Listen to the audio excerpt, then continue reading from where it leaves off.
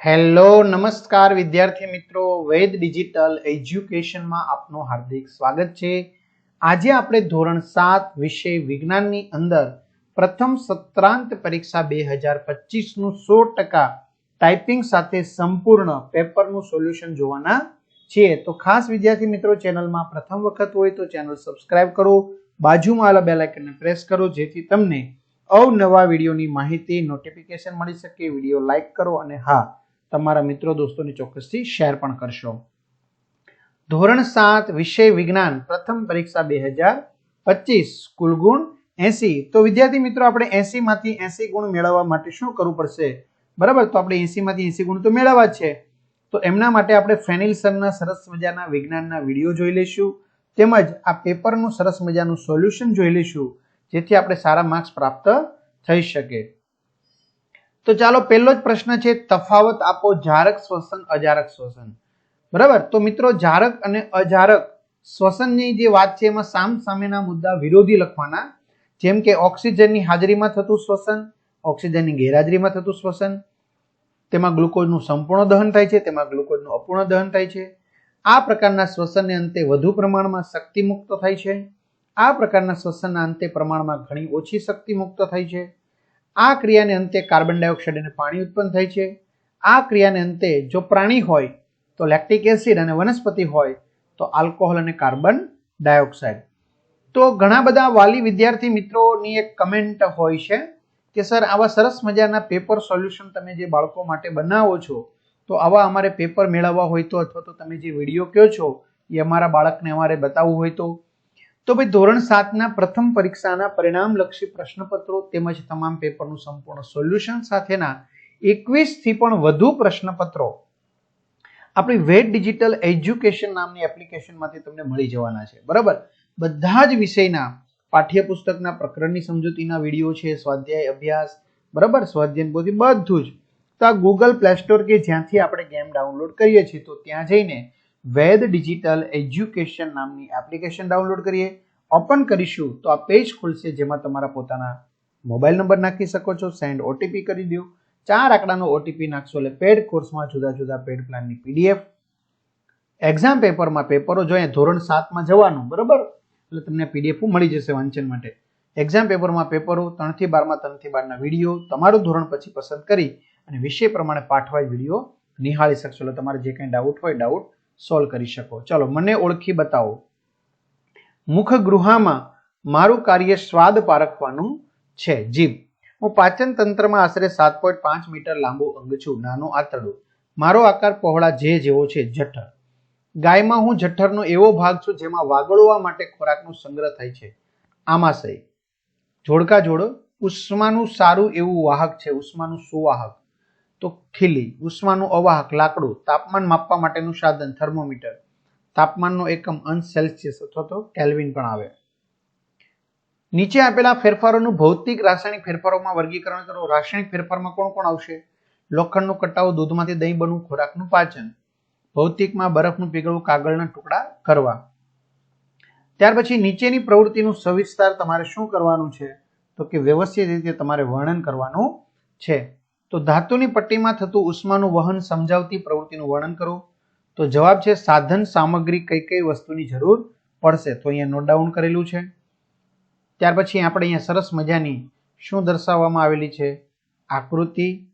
ત્યાર પછી પદ્ધતિ, કઈ રીતે ક્રિયાવિધિ કરશું, બરાબર, પદ્ધતિ દર્શાવેલી છે।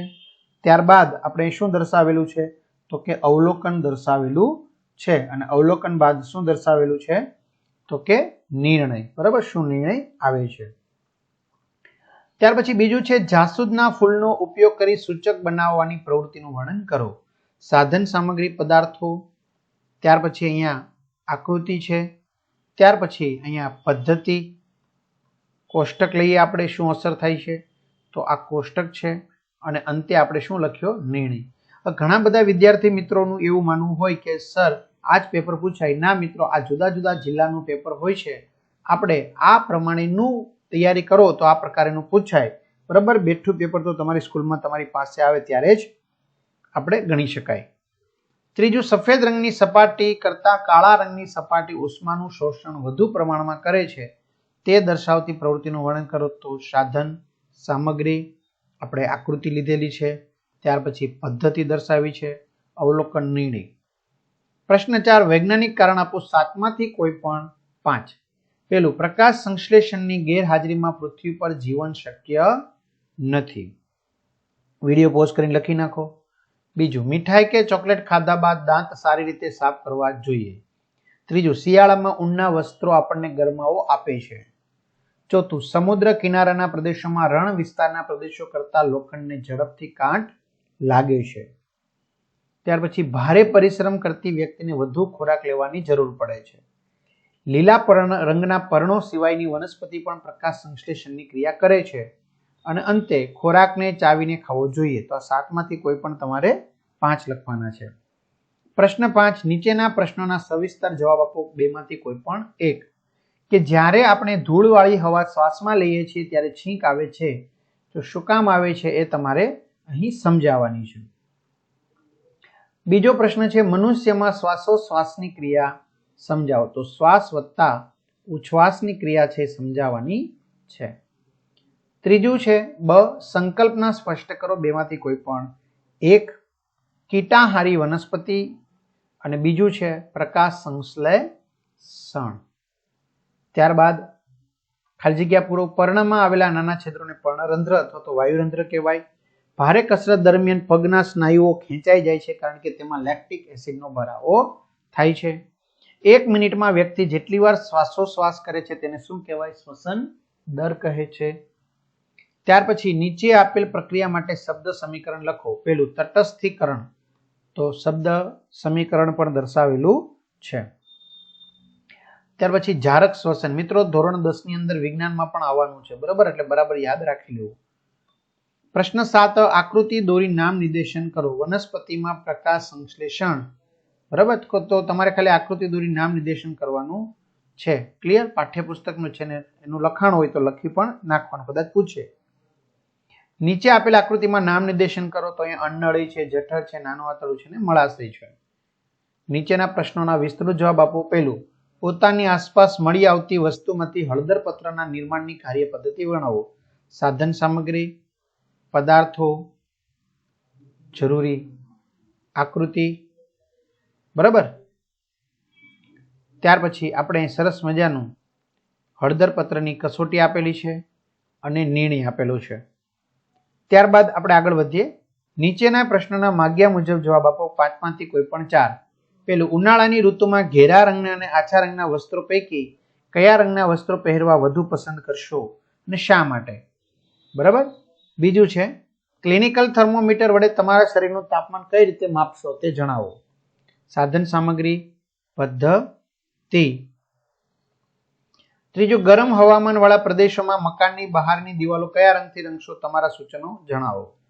ચોથું અજાણ્યા પદાર્થોને જીભ વડે કેમ ચાખવા ન જોઈએ?